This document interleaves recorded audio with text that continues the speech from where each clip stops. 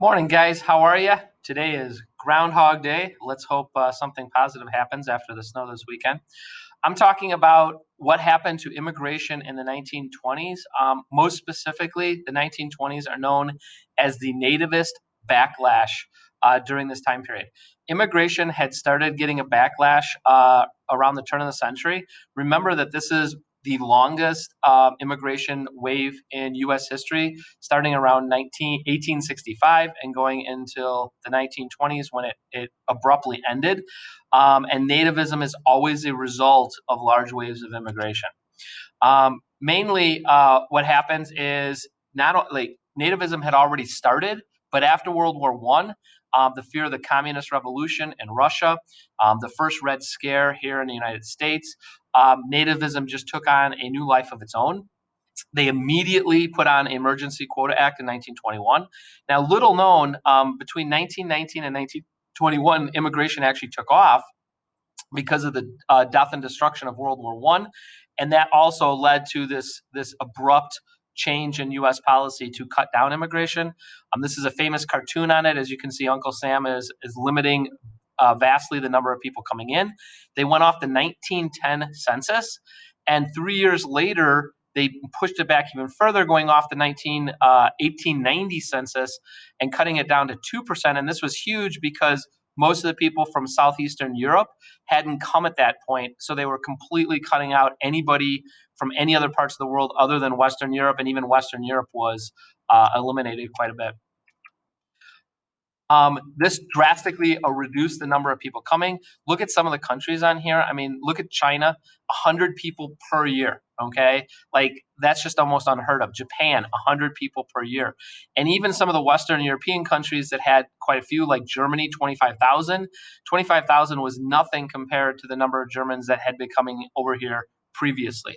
So this completely shut down immigration, and immigration will not return to the United States until 1965 in full force. Now, there are other issues in there. You've got the Depression, which we'll be talking about in World War II, but immigration is going to be drastically reduced. Now, on the flip side, Latin America and Canada, the Western Hemisphere, was not part of the Quota Acts. And in fact, a number of Mexicans, quite a few of them legally immigrated during the 1920s. Now, they will be restricted in the 1930s, and we'll talk about that next week. So these are the cartoons. This is something, again, you've noticed a lot more political cartoons in the 20th century. These were two cartoons making fun of the immigration restrictions. Congressman Burnett was a huge anti-immigrant, and this cartoon was making fun of him with literacy tests to people who obviously cannot speak English. And then obviously the Statue of Liberty now turning people away, which is not the message, obviously, of the Statue of Liberty. On the flip side, this was a pro Quota Act cartoon, i.e. anti-immigrant, and this was seen in a lot of KKK literature. And this is another organization that was gigantically behind this anti-immigrant push. There's a huge resurgence in the KKK during this time period, which we'll talk about. Now, this is most often seen through one court case that happened in the 1920s, and this is the court case of Sacco and Vanzetti. Sacco and Vanzetti were Italian immigrants. They were accused of murder.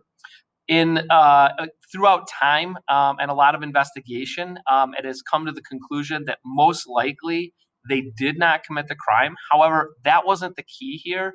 The key here was their trial was a travesty of justice.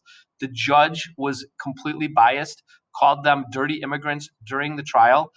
Their case became a cause celeb, not just in the United States, as you can see people protesting, but around the planet. People in Brazil, people in Europe took up the cause for Sacco and Vanzetti. But to no avail, in 1927, they were eventually executed.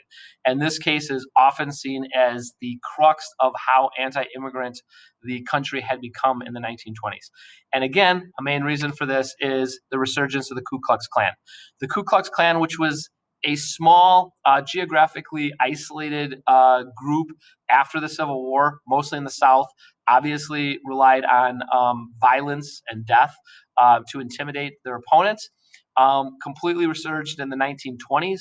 It was probably bigger in the 1920s than at any other time in American history. Part of this could be tied back to the first moving silent picture in Hollywood, Birth of a Nation. You think Birth of a Nation, oh man, great movie, must be about Thomas Jefferson, George Washington, founding of our country. It was not. It was about the heroes were the Ku Klux Klan, and basically this was the South shall rise again after the Civil War type of movie. Possibly the saddest thing about Birth of a Nation was President Wilson, who, not a huge fan, said that the movie was so terribly true. The height of the Ku Klux Klan during this time was 1925 March on Washington, D.C., that you can see in the picture there. Hundreds of thousands of Ku Klux Klan members came out to march down the main streets of Washington, D.C. And here's the thing is, they weren't just anti-Black at this point, which is the main reason why they formed after the Civil War. They were anti-Black, anti-immigrant, anti-Semitic, anti-Catholic, anti-women's suffrage, anti-bootleggers.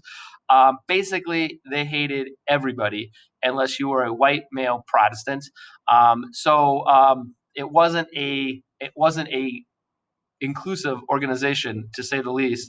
And believe it or not, they even had musicals with the wonderful title as Daddy Swiped Our Last Clean Sheet. That is a musical that I promise I have never watched or heard, but the title is really bizarre. So this is the underbelly of the Roaring Twenties, that it was a decade that there was a lot of hatred going on and a lot of backlash to what had become an immigrant nation. All right. Thanks, guys. Have a good one.